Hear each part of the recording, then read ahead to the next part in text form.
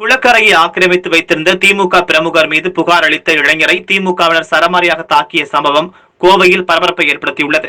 கோவை வெள்ளலூர் பகுதியைச் சேர்ந்தவர் மாசனா முத்து மீன்பிடி தொழில் செய்து வருகிறார். சிங்காரலூர் பகுதியைச் சேர்ந்த திமுக பிரமுகரான மீன்கடை சிவா என்பவர் அப்பகுதியில் உள்ள குளக்கரையில் சுமார் 24 ஏக்கர் நிலத்தை ஆக்கிரமித்து உள்ளதாகவும், எனவே 75 கோடி ரூபாய் மதிப்புள்ள இந்த சொத்தை மீட்க வேண்டும் என்றும் அரசு துறைக்கு மனு அளித்திருந்தார். இதை அறிந்த மீன்கடை சிவா கூலிப்படை உதவியுடன் மாசனாமுத்துவை கொலை செய்ய திட்டமிட்டிருந்ததாக கூறப்படுகிறது. இதனால் பயந்து போன மாசனாமுத்து பழனிக்கு தஞ்சம் புகுந்தார். மேலும் தமது சொந்த ஊரான கோவைக்கு திரும்பினார்.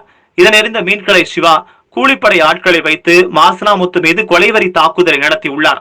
படுகாயங்களுடன் அங்கிருந்து தப்பித்த மாசனாமுத்து சிங்காரலூர் காவல் நிலையத்தில் புகார் அளித்தும் எந்த பயனும் இல்லாததால் இன்று காலை கோவை மாநகர காவல் ஆணையர் அலுவலகத்தில் புகார் அளித்தார்.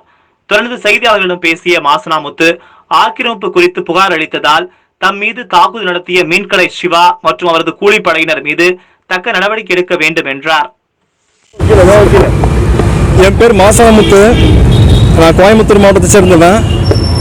கோவையில் சட்டவிரோத செயல்களில் தொடர்ந்து ஈடுபட்டு வரும் திமுக பிரமுகர் மீன்கடை சிவா என்பவர் 24 ஏக்கர் அரசு ஆக்கிரமிப்பு நிலங்களை ஆக்கிரமிப்பு செய்துள்ளார். இது தொடர்பாக 23/9/2020 புதன்கிழமை அன்று மாவட்ட ஆட்சியர், முதலமைச்சர் தனிப்பிரிவு, டிஆர்ஓ உள்ளிட்ட 16 முதலமைச்சர் தனிப்பிரிவு உட்பட 16 துறைகளுக்கு நான் அவர் மீது நடவடிக்கை எடுக்க கோரி மனு கொடுத்திருந்தேன், புகார் மனு கொடுத்திருந்தேன்.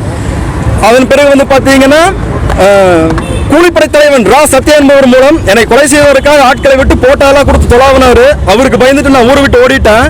இப்போ நான் ஊருக்கு வந்து 1 வாரம் தான் ஆகுது. நேற்று என்னை நைட்டு சிங்காரலூர் மேம்பாலத்தில் பார்த்தவர் காரை குறுக்கால மறிச்சு இறங்கி என்னை துரத்தி அடிச்சு நடுரோட்டில் ஓட விட்டு, கையில் ஆயுதத்தோட நடுரோட்டில் ஓட விட்டு என்னை அடிச்சு பொதுமக்கள் மத்தியில் ஒரு பெரிய பரபரப்பை ஏற்படுத்தி சட்டத்துக்கு புறம்பான காரியமாக இதை செஞ்சிருக்கிறாரு.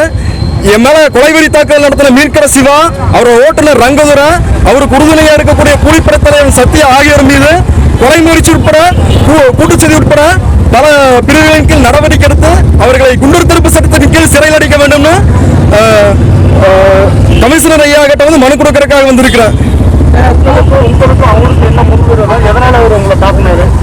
அவர் பாத்தீங்கன்னா சிங்காரலூர் குளத்தை பாத்தீங்கன்னா 25 வருஷமா மொத்தம் சிங்காரலூர் கூட்டுறவு சங்கத்தில் 59 உறுப்பினர் இருக்கிறாங்க. மற்ற எந்த உறுப்பினரையும் பயனடைய விடாம அவரே இத்தனை ஆண்டுகளா தொடர்ந்து எடுத்துட்டு மற்ற எந்த உறுப்பினருக்கு இவரால் பயனே கிடையாது. இவரே தான் தொடர்ந்து சம்பாதிச்சிருக்கிறாரு. அதுக்கு பக்கத்தில் இருக்கிற 24 ஏக்கர் அரசு புறம்போக்கு நிலம், இந்த ரெண்டையும் நான் மீட்கணும் அப்படின்னு சொல்லி நான் அவர் மேல புகார் கொடுத்திருந்தேன். 16 துறைகளை பெட்டிஷன் போடுற அளவுக்கு பெரிய ஆளாடா உருத்தரியா பண்ணிருவனைய அப்படின்னு சொல்லிட்டு நேற்று என்னைய பார்த்தவர் காரை விட்டு இறங்கி என்னை நடுரோட்டை துரத்திட்டு ஒடியாராரு. அங்கிருந்த பொதுமக்கள் எல்லாம் இது பண்ண கூட என்னை விடல, என்னை அடிச்சு இழுத்து கொண்டு போய் என்னை நிறைய தாக்குதல் நடத்தினாரு. கையில் ஆயுதம் வச்சிருந்தாரு. ஆயுதத்தை ரங்கதுரம் வாங்கிட்டான். ஆயுதம் வச்சிருந்ததுக்காகவும் பொது ரோட்டில் என்னை துரத்திட்டு ஓடி போய் சட்டவிரோத செயலில் ஈடுபட்டதுக்காகவும் அவர் மீது கடுமையான நடவடிக்கை எடுக்கணுங்க. பொறுப்புல இருக்காரு. அவரு திமுக பகுதி கழக செயலாளராக இருக்கிறாருங்க. சிங்காரலூர் காவல் நிலையம் பாத்தீங்கன்னா மீன்கடை சிவா சொல்றத கேட்கறாங்க.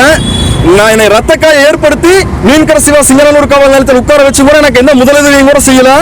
என்னைத்தான் அடிச்சாங்களே ஒழிய அவர் மீது எந்த நடவடிக்கை எடுக்கிற மாதிரி தெரியல. அதனால கமிஷனர் ஐயா கிட்ட பார்த்து புகார் மனு கொடுக்கறதுக்கு வந்திருக்கிறாங்க.